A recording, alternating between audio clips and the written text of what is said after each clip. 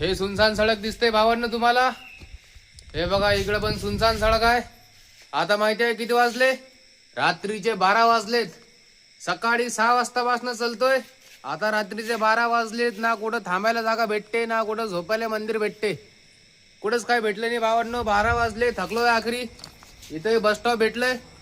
या बस स्टॉपवर आता निवांतपणे झोपतोय मी, कारण की जागा भेटली नाही. म्हणून बस स्टॉपवर आजची रात्र काढतो आणि उद्या सकाळी 4 वाजता 5 वाजता इथून निघूया.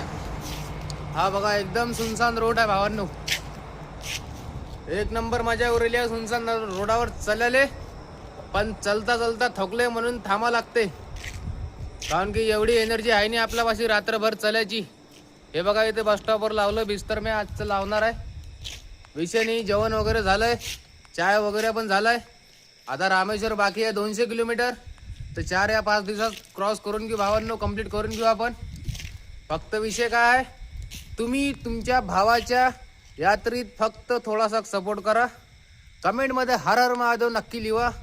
फॉलो करा तुमच्या भावाला आणि व्हिडिओला शेअर पण करा. हर हर महादेव. जय श्री महाकाल.